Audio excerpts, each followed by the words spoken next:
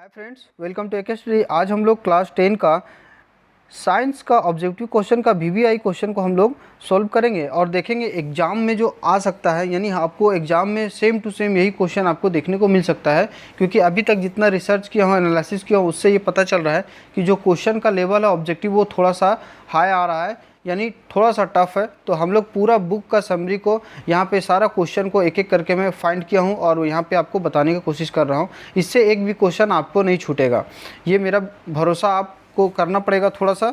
और आप इस वीडियो को अपने सारे दोस्तों के साथ भी शेयर कर दें, क्योंकि आपको 12 तारीख को एग्ज़ाम होने वाला है, अभी समय बहुत कम बचा हुआ है। तो इसके लिए ये वीडियो हमने आपके लिए बनाया है।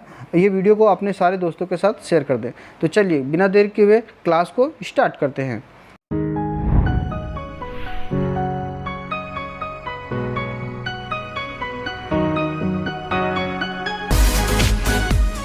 क्वेश्चन नंबर 1 में लिखा हुआ है, फोटोग्राफी कैमरा का अभिदृश्यक होता है। तो ये फोटोग्राफी कैमरा का दृश्यक होता है उत्तल लेंस। इस तरीके से इसका आंसर हो जाएगा option number A. Next question में लिखा हुआ है, दाढ़ी बनाने में कौन सा दर्पण प्रयुक्त होता है।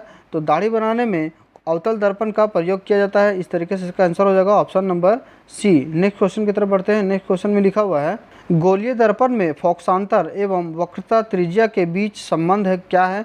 तो यहाँ पे देखिए r बराबर 2f होता है या f बराबर r/2 होता है। तो आपको फार्मूला को याद रखना है। तो इस तरीके से इसका आंसर हो जाएगा option number A. Next question की तरफ बढ़ते हैं।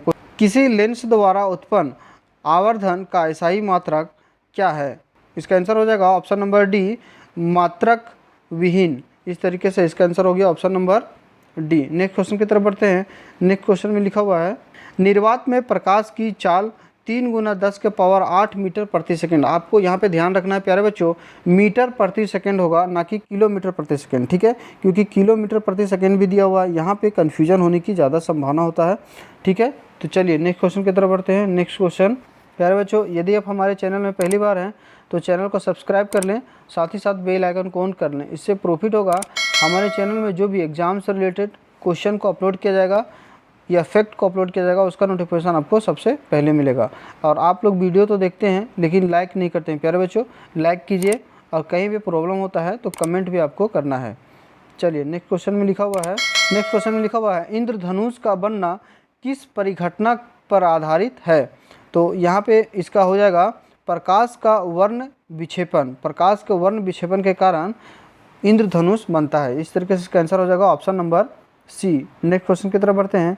लिखा हुआ है, किसी कोलाइडी विलयन में निलंबित कणों से प्रकाश के प्रकीर्णन को कहा जाता है। तो इसका आंसर होगा टिंडल प्रभाव। इस तरीके से इसका आंसर हो जाएगा option number C. Next question में लिखा हुआ है, निम्न में से किस दृष्टि दोष में नेत्र को क्रिस्टलीय लेंस धुंधला अप्रदर्शित हो जाता है। इसका आंसर हो जाएगा मोतियाबिंद, जो ऑप्शन नंबर डी में दिया हुआ है, ठीक है। नेक्स्ट क्वेश्चन की तरफ बढ़ते हैं। नेक्स्ट क्वेश्चन में लिखा हुआ है, आकाश का रंग नीला प्रतीत होता है। जो आकाश आप देखते हैं तो आपको कैसा दिखाई देता है, नीला। ये क्यों होता है ऐसा, प्रकाश के प्रकीर्णन के कारण आकाश नीला दिखाई देता है। इस तरीके से इसका आंसर हो जाएगा option number B. Next question की तरफ बढ़ते हैं। लिखा हुआ है, एक साधारण प्रिज्म कितने सतहों से घिरा होता है। तो ये 5 सतहों से घिरा होता है। इस तरीके से इसका आंसर हो जाएगा option number C. Next question की तरफ बढ़ते हैं। क्वेश्चन नंबर नेक्स्ट में लिखा हुआ है, यदि किसी वस्तु का प्रतिबिंब रेटिना के पीछे बनता है तो वह व्यक्ति किस दृष्टि दोष से पीड़ित है। तो जब रेटिना का पीछे बनेगा तो व्यक्ति दूरदृष्टि दोष से पीड़ित होगा। यदि रेटिना के आगे बनेगा तो निकट दृष्टि दोष से व्यक्ति पीड़ित होता है। तो ये दोनों बात को ध्यान रखना है, पीछे बनेगा तो दूर दृष्टि दोष और आगे बनेगा तो निकट दृष्टि दोष, ठीक है। चलिए नेक्स्ट क्वेश्चन की तरफ बढ़ते हैं। नेक्स्ट क्वेश्चन में लिखा हुआ है, नेत्र गोलक का व्यास लगभग होता है। तो नेत्र गोलक का व्यास होता है 2.3 सेंटीमीटर, ठीक है। नेक्स्ट क्वेश्चन की तरफ बढ़ते हैं। नेक्स्ट क्वेश्चन में लिखा हुआ है, आँख की पुतली किस प्रकार कार्य करती है।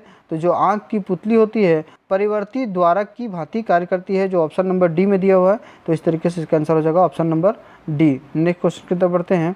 वस्तु को हटा लेने के बाद भी नेत्र पटल पर प्रतिबिंब कितने सेकेंड तक रहता है। तो 1/10 सेकेंड तक ये प्रतिबिंब नेत्र पटल पर बना रहता है।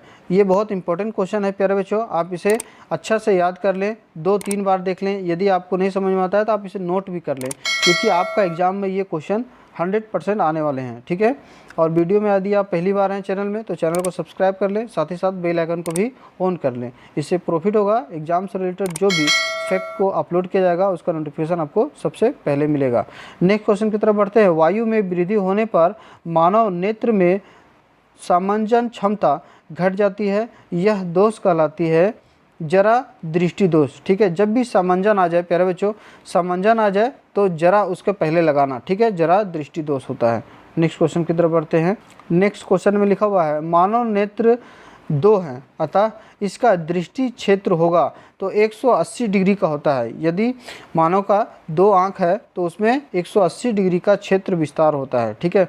नेक्स्ट क्वेश्चन की तरफ बढ़ते हैं। नेत्रदान करने वाले व्यक्ति की आयु सीमा होगी, तो कोई भी आयु सीमा इसमें निश्चित नहीं है प्यारे बच्चों। इस तरीके से इसमें सभी हो जाएगा, इनमें से सभी, कोई भी एज में आदमी मानव नेत्र कर सकता है, ठीक है। नेक्स्ट क्वेश्चन की तरफ बढ़ते हैं। नेक्स्ट क्वेश्चन में लिखा हुआ है मृत्यु के पश्चात कितने घंटे के अंदर नेत्र निकाल लेना चाहिए जिससे मानव जो नेत्र है वो दान के लिए सही रहे।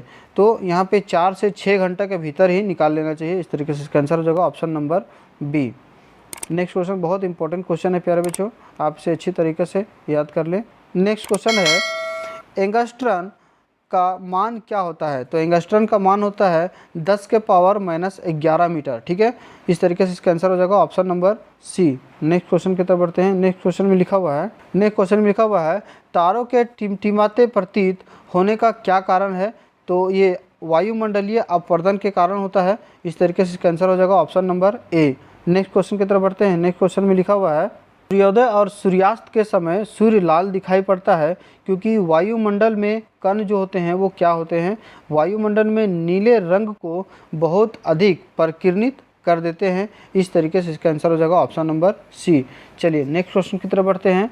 नारौरा नाभिकीय विद्युत संयंत्र किस राज्य में स्थित है। तो ये उत्तर प्रदेश में है। इस तरीके से इसका आंसर हो जाएगा option number C. Next question की तरफ बढ़ते हैं।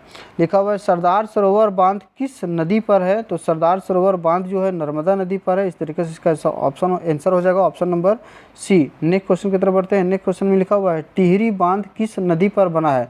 तो जो टिहरी बांध है वो गंगा नदी पर बना हुआ है।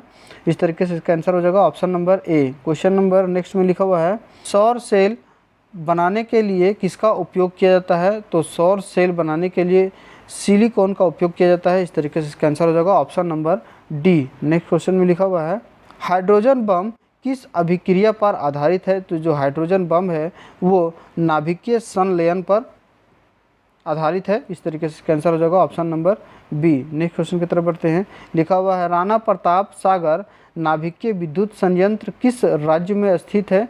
तो ये स्थित है राजस्थान में। इस तरीके से इसका आंसर हो जाएगा option number D. Next question की तरफ बढ़ते हैं। नेक्स्ट क्वेश्चन में लिखा हुआ है कैगा नाभिकीय विद्युत संयंत्र किस राज्य में स्थित है।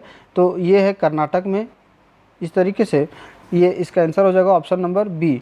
नेक्स्ट क्वेश्चन की तरफ बढ़ते हैं। नेक्स्ट क्वेश्चन लिखा हुआ है रेजिन एवं गोंद कहाँ संचित रहता है। तो रेजिन एवं गोंद जो है पुराने जाइलम में संचित रहते हैं। इस तरीके से इसका आंसर हो जाएगा option number B. Next question में लिखा हुआ है रक्त क्या है। तो रक्त जो है वो उत्तक है, संयोजी उत्तक, ठीक है। इस तरीके से इसका आंसर हो जाएगा option number B. Next question की तरफ बढ़ते हैं। ये बहुत इंपॉर्टेंट क्वेश्चन है, ये हमेशा एग्जाम में पूछा जाता है। नेक्स्ट क्वेश्चन है रच्छी कोशिकाएं पाई जाती है। तो रच्छी कोशिकाएं जो होती है वो पत्तियों में पाई जाती है। इस तरीके से इसका आंसर हो जाएगा option number B. Next question में लिखा हुआ है मनुष्य के सांस लेने और छोड़ने की क्रिया को क्या कहते हैं। तो सांस लेने और छोड़ने की क्रिया को कहते हैं श्वासोच्छ्वास, ठीक है। इस तरीके से इसका आंसर हो जाएगा option number A. Next question की तरफ बढ़ते हैं। नेक्स्ट क्वेश्चन में लिखा हुआ है वाष्पोत्सर्जन कैसी प्रक्रिया है। तो वाष्पोत्सर्जन जो है वो भौतिक प्रक्रिया है। इस तरीके से इसका आंसर हो जाएगा option number B. Next question की तरफ बढ़ते हैं। नेक्स्ट क्वेश्चन में लिखा हुआ है जठर ग्रंथियाँ कहाँ पाई जाती है। तो जठर ग्रंथियाँ जो है वो आमाशय में पाई जाती है। इस तरीके से इसका आंसर हो जाएगा option number D. Next question की तरफ बढ़ते हैं। ये क्वेश्चन बहुत बार पूछा गया है प्यारे बच्चों। नेक्स्ट क्वेश्चन लिखा हुआ है खुला परिसंचरण तंत्र किसमें पाया जाता है। तो ये कॉकरोच में पाया जाता है खुला परिसंचरण तंत्र, ठीक है। नेक्स्ट क्वेश्चन की तरफ बढ़ते हैं। नेक्स्ट क्वेश्चन में लिखा हुआ है पौधों में पाए जाने वाला गाढ़ा एवं दुधिया उत्सर्जित तरल पदार्थ को क्या कहते हैं। तो इसे कहते हैं लैटेक्स। इस तरीके से इसका आंसर हो जाएगा option number A. Next question की तरफ बढ़ते हैं। नेक्स्ट क्वेश्चन में लिखा हुआ है यूरिया रक्त में कहाँ से प्रवेश करती है? तो जो यूरिया है वो यकृत से प्रवेश करती है। इस तरीके से इसका आंसर हो जाएगा option number B. Next question में लिखा हुआ है मनुष्य के शरीर की सबसे बड़ी ग्रंथि क्या है? तो मनुष्य की सबसे बड़ी ग्रंथि का नाम है लीवर। इस तरीके से इसका आंसर हो जाएगा option number A. Next question में लिखा हुआ है रक्त का थक्का बनाने में सहायक होता है। तो रक्त का थक्का बनाने में रक्त बिंबाणु होता है। इस तरीके से इसका आंसर हो जाएगा option number C. Next question की तरफ बढ़ते हैं। नेक्स्ट क्वेश्चन में लिखा हुआ है मछली के हृदय में कोष्ठों की संख्या, मछली की हृदय में कोष्ठों की संख्या होती है 2। इस तरीके से इसका आंसर हो जाएगा option number A. Next question में लिखा हुआ है स्वपोषी पोषण के लिए आवश्यक है। जो स्वपोषी पोषण होता है उसके लिए आवश्यक क्या है? तो इसके लिए इनमें सभी है, क्लोरोफिल भी होना चाहिए, सूर्य का प्रकाश भी होना चाहिए, जल एवं कार्बन डाइऑक्साइड होना चाहिए। यदि अगर तो इस तरीके से इसका आंसर ऑप्शन डी हो जाएगा। अगर पूछेगा स्वपोषी में क्या आवश्यक नहीं है तो ऑक्सीजन अगर ऑप्शन में दिया रहेगा तो वो लिखना, क्योंकि ऑक्सीजन को वो छोड़ता है। ठीक है, नेक्स्ट क्वेश्चन की तरफ बढ़ते हैं। टेंडाइन के ऊपर दांतों की सुरक्षा हेतु पाई जाने वाली कठोर परत को क्या कहते हैं? यहाँ पे टाइपिंग मिस्टेक है। कठोर परत को क्या कहते हैं? तो इसे इनामेल कहते हैं। इस तरीके से इसका आंसर हो जाएगा option number A. Question number next में लिखा हुआ है मनुष्य के मुख गुहा में कितने जोड़े लार ग्रंथियां पाई जाती है?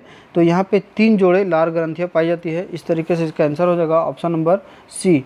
नेक्स्ट क्वेश्चन की तरफ बढ़ते हैं। नेक्स्ट क्वेश्चन में लिखा हुआ है हाइड्रा में प्रजनन की विधि निम्नलिखित में से है कौन है? तो हाइड्रा में जो होता है वो मुकुलन विधि से होता है। इस तरीके से इसका आंसर हो जाएगा option number C. Next question की तरफ बढ़ते हैं। लिखा हुआ है गन्ना, गुलाब एवं अंगूर के कृषि में किस जनन विधि का उपयोग किया जाता है? तो यहाँ पे कायिक विधि का प्रयोग किया जाता है। इस तरीके से इसका आंसर हो जाएगा option number B. Next question की तरफ बढ़ते हैं। नेक्स्ट क्वेश्चन में लिखा हुआ है जनन कितने प्रकार के होते हैं? तो जनन 2 प्रकार के होते हैं। तो एक होता है लैंगिक जनन, एक होता है अलैंगिक जनन। इस तरीके से प्यारे बच्चों साइंस में जितना इंपॉर्टेंट क्वेश्चन था वो सारा इंपॉर्टेंट क्वेश्चन है, इससे एक भी क्वेश्चन बाहर नहीं आएगा। और यदि आपको वीडियो अच्छा लगा, हेल्पफुल लगा तो वीडियो को लाइक करें और अपने दोस्तों के साथ डेफिनेटली शेयर करें ताकि इसका लाभ आपका दोस्त भी ले सके। प्यारे बच्चों सभी क्लास के वीडियो चैप्टर वाइज देखने के लिए हमारे चैनल को सब्सक्राइब करें, साथ ही बेल आइकन को ऑन कर लें। उसके बाद एक के स्टडी को टच करें। उसके बाद आप होम पेज पर आ जाएंगे। होम पेज में आने के बाद प्लेलिस्ट को टच करें। प्लेलिस्ट को टच करेंगे तो यहाँ पे क्लास वाइज वीडियो को अपलोड किया गया है, उसे आप पूरे चैप्टर वाइज देख सकते हैं। Thanks for watching. एक के स्टडी ऑलवेज विद यू।